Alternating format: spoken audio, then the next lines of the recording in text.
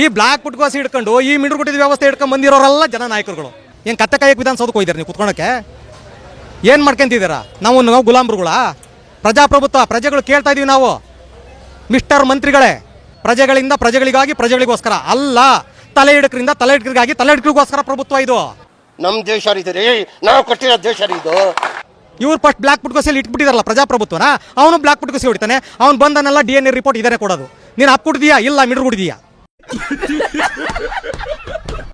ನಿಮ್ಮ third class ರಾಜಕೀಯ ವ್ಯವಸ್ಥೆ, ಈ ವ್ಯವಸ್ಥೆನ ಆ ಲೆವೆಲಿಗೆ ತಗೊಂಬಂತ ಸಿಕ್ಕಿದೆ.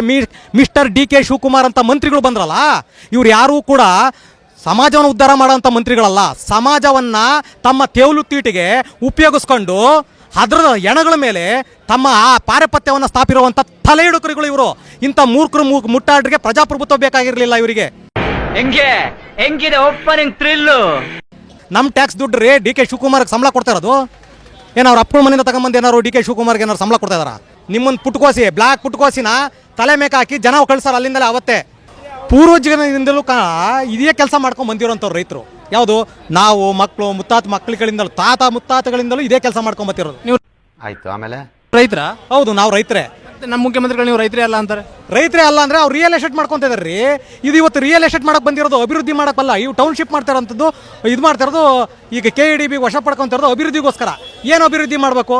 ನೀರಾವರಿ ಯೋಜನೆಗಳು ತರಬೇಕು. ಅಭಿವೃದ್ಧಿ ಅಂದರೆ ನೀರಾವರಿ ಯೋಜನೆಗಳು ತರಬೇಕು. ಆಮೇಲೆ ರೋಡ್ಗಳು ಬರಬೇಕು, ಹೈವೇಗಳು ಯಾವಾರ ಬರಬೇಕು. ರಿಯಲ್ ಎಸ್ಟೇಟು, ಇವ್ರು ರಿಯಲ್ ಎಸ್ಟೇಟ್ ಪ್ರಕಾರ ಮಾತಾಡೋದಾದ್ರೆ ಇವ್ರವು ಎಷ್ಟೋ ಅಪಾರ್ಟ್ಮೆಂಟ್ಗಳಿದ್ದಾವೆ, ಎಷ್ಟೋ ವಿಲ್ಲಾಗಳಿದ್ದಾವೆ. ಒಂದು ಫ್ಲಾಟ್ಸ್ ರೇಟ್ ಎಷ್ಟು? ಒಂದು ವಿಲ್ಲಾ ರೇಟ್ ಎಷ್ಟು? 4.5 5 ಕೋಟಿ ಒಂದು ವಿಲ್ಲಾ ಪ್ರೈಸು. ಒಬ್ಬ ರೈತ ಕೊಡ್ತಾ ಇರೋದು ಎಷ್ಟು? ಒಂದು ಎಕರೆಗೆ ನೀವು 2.5 ಕೋಟಿ ಕೊಡ್ತೀನಿ ಅಂತ ಹೇಳ್ತಿದ್ದೀರಾ. ಯಾರು ಇದಕ್ಕೇನು ಉತ್ತರ ಕೊಡ್ತೀಯಪ್ಪ? ಮನೆಯಿಂದ ಕೊಡ್ತೀರಾ? ನಿಮ್ಮ ಮನೆಯಿಂದ ಕೊಡ್ತೀರಾ? ಇಲ್ವಲ್ಲ. ಜನರ ದುಡ್ಡು KEDB ಬಂದಿದೆ, ಅದನ್ನು ಕೊಡ್ತೀನಿ ಅಂತೀರಾ. 50% ಕೊಡ್ತಾರತ್ತೆ. ಇನ್ನು 50% ಮಕ್ಕಳು ಮರ ಯಾವ ಸತ್ತೋದಾದ್ಮೇಲೆ 50% ಜಾಗ ಕೊಡ್ತೀನಿ ಅಂತ ಹೇಳ್ತೀರಾ. ಅದನ್ನು ತಗೊಳೋದಾದ್ರೂ ಹೆಂಗೆ? ಆ ತಗೊಳಕ್ಕೆ ಪ್ರೊಸೀಜರು ನ್ಯಾಯವಾಗಿರೋದಿಲ್ಲ. ಇರ್ತೀವೋ ಬಿಡ್ತೀವೋ ಗೊತ್ತೂ ಇಲ್ಲ. ಎರಡನೇದಾಗಿ 50% ತಗೊಂಡು ಕೈಗೆ ಬಂಗಾರದ ಚೈನ ನೀರಾಗಿರೋ ಹಾಕ್ಕೊಂಬಿಟ್ಟು ಓಡಾಡ್ಬಿಟ್ರೆ 2 ವರ್ಷಕ್ಕೆ ನಿಮ್ಮದು ಹಣ 1 ಕೋಟಿ ಮುಗಿದೋಗ್ತೈತಿ. ಮುಗಿದೋಗುತ್ತೆ. ಮುಗಿದೋದ್ಮೇಲೆ ನಾವೇನು ಭಿಕ್ಷುಕರಾಗಬೇಕಾ? ಇವತ್ತು ನೋಡಿ, ಸಿಂಪಲ್ ಲಾಜಿಕ್. ಇದು ಬೆಂಗಳೂರಿಂದ ಹತ್ರ ಇರುವಂಥ ಜಾಗ, ಭಾಳ ನಿಯರೆಸ್ಟ್ ಇರುವಂಥ ಜಾಗ. ದಿನನಿತ್ಯ ಏನು ಬೆಳೀತೋ ಗೊತ್ತಿಲ್ಲ, ಭೂಮಿ ರೇಟ್ ಬೆಳೀತಾ ಇದೆ. ಇವತ್ತು MNC ಕಂಪ್ನಿಗಳೆಲ್ಲ ಬಿದ್ದೋಗ್ತಾ ಇದ್ದಾವೆ. ಇವತ್ತು 4 ಲಕ್ಷಕ್ಕೂ ಅಧಿಕ ಉದ್ಯೋಗಗಳು ಹೊರಗೆ ಬಂದುಬಿಟ್ಟಿದ್ದಾವೆ ನಮಗೆ ಕಣ್ಣಿಗೆ ಕಾಣಂಗೆ. ಇನ್ನೂ ಒಳಗೆ ಎಷ್ಟು ಹೋಗಿದಾವೋ ಗೊತ್ತಿಲ್ಲ. ಆದರೆ ಬಿಕಾರಿ ಆಗಿರೋರು ಈ ಕಂಪ್ನಿಯಲ್ಲಿ ಕೆಲಸ ಮಾಡೋವಂಥವ್ರು ಬಿಕಾರಿ ಆಗಿದ್ದಾರೆ, ರೈತರ ಬಿಕಾರಿ ಆಗಿಲ್ಲ. ಇವತ್ತು ಭಾರತದ GDP ಉತ್ತುಂಗತಕ್ಕೆ ಹೋಗಿರೋದು ಯಾರಿಂದ ಗೊತ್ತಾ? ರೈತರು ಕೆಲಸ ಮಾಡ್ಕೊಂಡು ಇರೋದ್ರಿಂದ ಹೋಗಿರೋದು. ಅದೇನ್ ಮಾತಂತ ಹೇಳಿದ್ರಿ ಸರ್ ನೀವು? Really hats off sir, hats off. ಈ MNC ಕಂಪ್ನಿಗಳಿಂದ GDP ಬೆಳವಣಿಗೆ ಆಗಿಲ್ಲ. ಇದನ್ನು ಅರ್ಥ ಮಾಡ್ಕೋಬೇಕು. ನಮ್ಮ ರೈತರು ಸ್ವಾವಲಂಬಿಗಳಾಗಿ ಬದುಕ್ತಾ ಇದ್ದಾವೆ. ಇನ್ನೊಬ್ಬರ ಹತ್ರ ಕೈ ಚಾಚಿ ಕೈ ಬೇಡಿ ಬದುಕ್ತಾ ಇಲ್ಲ. ಅವನು ಎಲ್ಲಿ ಮುಂಟ ಕಂಪ್ನಿಯನ್ನು ಕೆಲಸ ಕೊಡ್ತಾನೆ, ಕಂಪ್ನಿ ಇರೋ ಮುಂಟ ಕೆಲಸ ಕೊಡ್ತಾನೆ. ನಮ್ಮ ತಾತ ಮುತ್ತಾತಗಳಿಂದ ಕೆಲಸ ಕೊಡ್ತಾ ಇರೋದು ಇದು ರೀ. ನಾಳೆ ದಿವಸ DK ಶಿವಕುಮಾರ್ ಮನೆ ಬಾತ್ರೂಮ್ ಕ್ಲೀನ್ ಮಾಡಕ್ಕೆ ಹೋಗೋಕ್ಕಾಗುತ್ತಾ? ನಾವುಗಳು ವಾಚ್ಮ್ಯಾನ್ಗಳಾಗ ಹೋಗಿ ನಿಂತ್ಕೊಳಕ್ಕಾಗುತ್ತಾ? ಇಲ್ಲ, ಚಾನ್ಸೇ ಇಲ್ಲ. ನೀವು ಇದನ್ನ ಮಾಡ್ಕೊಂಬಂದಿರ ಅಂದರೆ ನಿಮ್ದು ಇದೆಯಲ್ಲಪ್ಪ ಜಮೀನು, 1000 ಕೋಟಿ ಒಡೆಯಿರಲ್ಲಪ್ಪ ನೀವು. ಹೋಗಿ ಅಲ್ಲಿ ಮಾಡಿ, ನೀವು ಅಲ್ಲಿ ನಿವೇಶನಗಳ ಮಾಡಿ, ಅಲ್ಲಿ ಅಭಿವೃದ್ಧಿ ಮಾಡಿ, ನೀವು ಮಾಡ್ಕೊಳ್ಳಿ. ನೀವು ಬಿಸ್ನೆಸ್ ಮಾಡ್ಕೊಂಬಂದಿರೋರು ಮಾಡ್ಕೊಳ್ಳಿ. ಇಲ್ಲೇಕೆ ರೈತರನ್ನ ಗುಳೆಬ್ರಿಸೋ ಅಂತ ಕೆಲಸಗಳನ್ನ ಮಾಡ್ತಾ ಇದ್ದೀರಾ? ಇಲ್ಲಿ 80% ಅಂತ ರೈತರು ಹೇಳ್ತಿದ್ದೀರಲ್ಲ, ಎಲ್ಲಿದ್ದಾರೆ 80%? ಇವತ್ತು ಎಷ್ಟು ಜನ ಸೇರಿದ್ದು ಸರ್? ಎಷ್ಟು ಜನ ಸೇರಿದ್ದಾರೆ? ಇವತ್ತು 475 ದಿವಸ 1.5 ವರ್ಷದಿಂದ ಇವರು ಕುತ್ಕೊಂಡಿದ್ದಾರಲ್ಲ. ಮಾನ ಮರ್ಯಾದೆ ಬೇಡ ಮುಖ್ಯಮಂತ್ರಿ ಆದಂಥವ್ರಿಗೆ? ಮಾನ ಮರ್ಯಾದೆ ಅಲ್ವೇನ್ರಿ?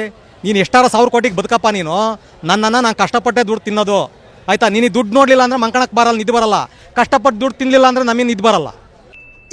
ಇದು ಆಕ್ಚುಲಿ ಚೆನ್ನಾಗಿರೋದು. ಇದು ರೀ ರೈತರ ತಾಕತ್ತು. 4 ಜನಕ್ಕೆ ಅನ್ನ ಹಾಕ್ತಿದ್ವಿ ನಾವು, 4 ಜನಕ್ಕೆ ಅನ್ನ ಹಾಕ್ತಿದ್ವಿ.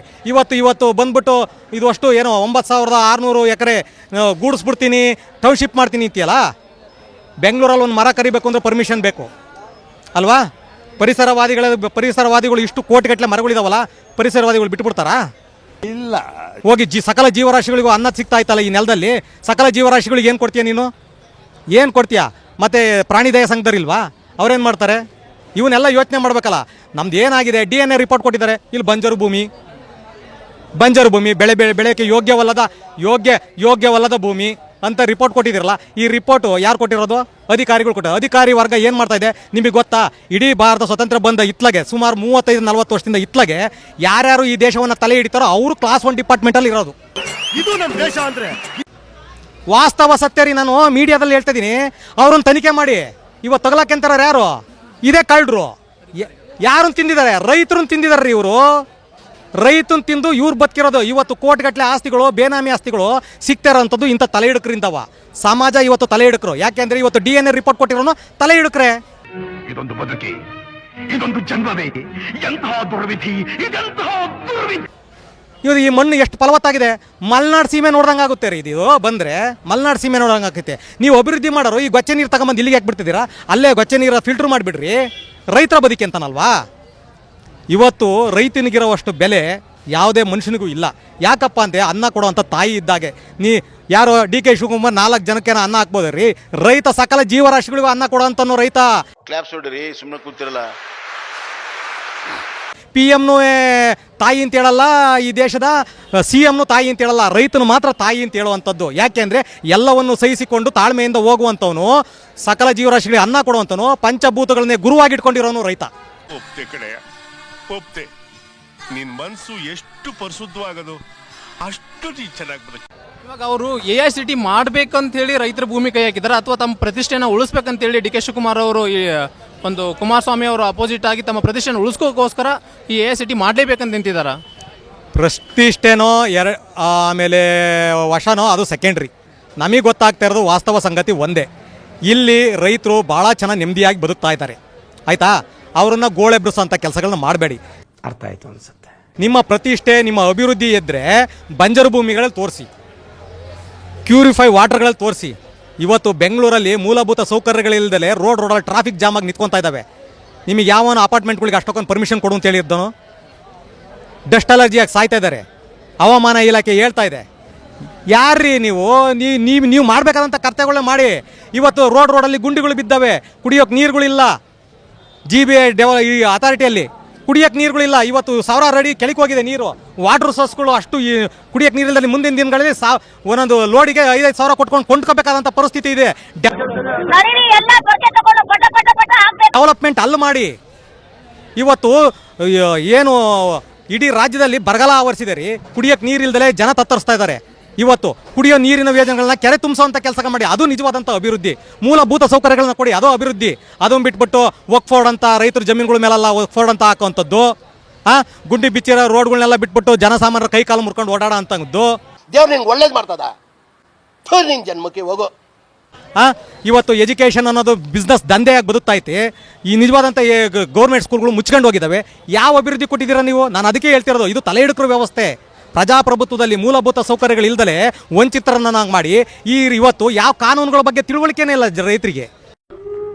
ನನಗಂತೂ ಈ ಜೀವನವೇ ಬೇಸರವಾಗಿ ಹೋಗ್ಬಿಟ್ಟಿದೆ. ಜನಗಳಿಗೆ ತಿಳುವಳಿಕೆ ಇಲ್ಲ. ಶಿಕ್ಷಣ ಕೊಡ್ರಿ, ಆ ಥರದ್ದು ಕಾನೂನುಗಳ ಬಗ್ಗೆ ಶಿಕ್ಷಣ ಕೊಡಿ.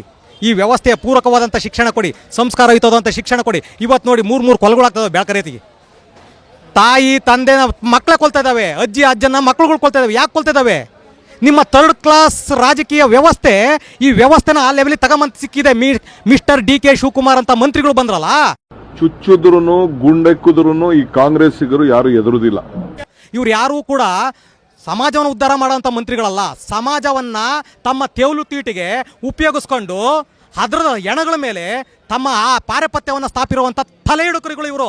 ಇಂಥ ಮೂರ್ಖರು ಮುಟ್ಟಾಡ್ರಿಗೆ ಪ್ರಜಾಪ್ರಭುತ್ವ ಬೇಕಾಗಿರಲಿಲ್ಲ ಇವರಿಗೆ. ಇಷ್ಟು ಹೇಳಕ್ಕೆ ಇಷ್ಟಪಡ್ತೀನಿ. ಓಕೆ ಫ್ರೆಂಡ್, ಬಾಯ್. ನಿರಂತರ ಸುದ್ದಿಗಾಗಿ ನಿರೀಕ್ಷಿಸಿ TV9. ಕ್ಯಾಮರಾಮನ್ ಗಿರಿರಾಮ್ ಜೊತೆ ಜಯಂಗ್ರೆ.